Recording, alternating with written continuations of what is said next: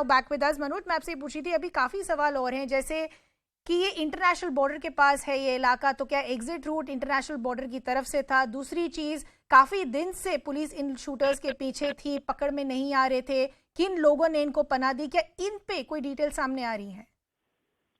बिल्कुल, जो police sources से हमारी बातचीत लगातार चल रही है, उसमें जो अभी तक जानकारी सामने आई है, इंफॉर्मेशन आई है, कि एक संदीप तूफान, ये भी एक गैंगस्टर है, और एक मनी रैया, ये भी एक गैंगस्टर है। दो बहुत कुख्यात गैंगस्टर हैं उसी एरिया के, अमृतसर तरन तारण साइड के। उन्होंने इनको स्टे कराया था, क्योंकि मनदीप तूफान का तरन तारण के एक एरिया में उसका फार्म हाउस है। तो ये भी पुलिस सोर्सेज से जानकारी जो मिली थी कि ये वहां पर भी रहे हैं, तरन तारण एरिया में। जो संदीप तूफान नाम का गैंगस्टर है, काफी कुख्यात है, बताया जा रहा है कि वो भी लॉरेंस बिश्नोई के साथ जुड़ा हुआ है। उसने इनको पनाह दी, इनको काफी स्टे करवाया, मनी रैया ने भी इनको साथ दिया। हालांकि अब जो डिटेल सामने आई है कि इनके इनको चीजें मुहैया कराई, कई चीजें प्रोवाइड कराई जब तक, क्योंकि 29 मई से लेकर जिस दिन ये वारदात हुई, सिद्धू मूसेवाले का Okay, we seem to be losing that audio of my colleague Manoj Rathi. We'll try and reestablish that connection. But as I said, a lot of questions still remain unanswered. How were they being able to be on the run for so long? Why did they not get caught? Who were these people who actually gave them shelter? Secondly, what was their exit route? They were extremely close to the international border, just about 30 to 14 kilometers away.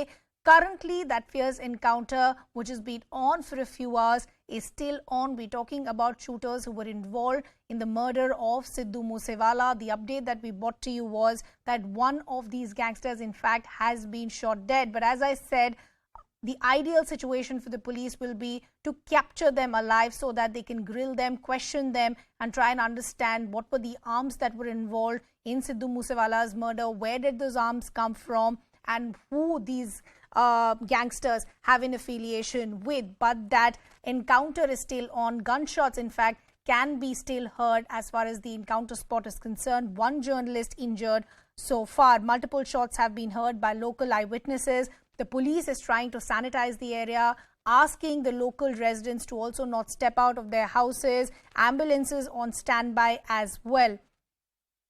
My colleague Aman Bhardwaj is also now joining us with more details. Aman, क्या आप पहले बता सकते हैं कि अभी क्या update है? कुछ समय पहले हमें पता चला था एक गैंगस्टर की हत्या हो गई है, कितने और गैंगस्टर्स अभी भी इनकाउंटर स्पॉट पर हैं?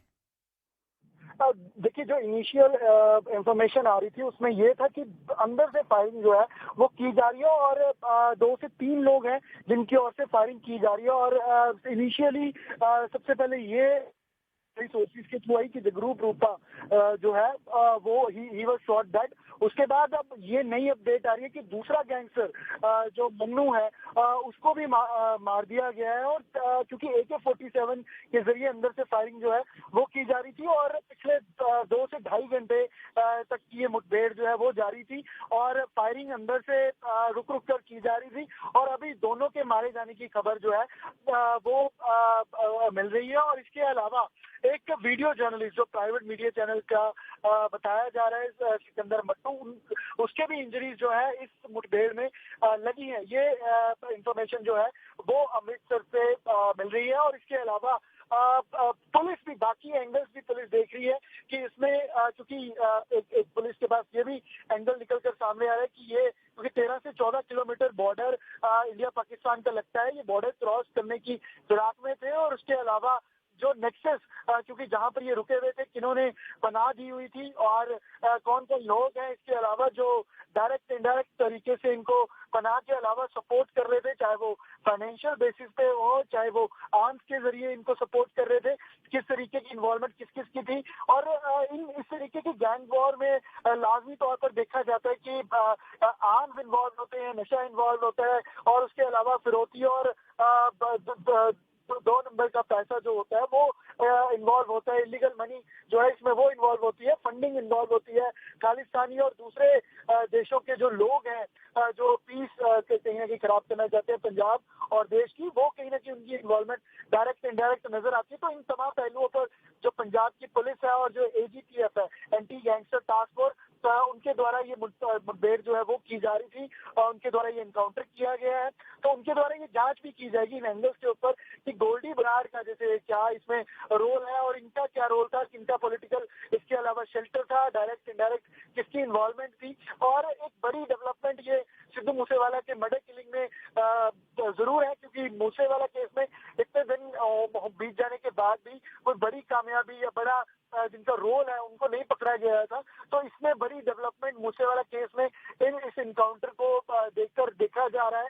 और इसके अलावा बाकी तमाम तरीके की क्लैरिफिकेशन की, कौन कौन से वेपन अंदर से मिले हैं, कौन कौन अंदर था, किसको मारा गया, किसको पहले मारा गया, किसके कितनी इंजरीज है, किस तरीके की फायरिंग है वो हुई है।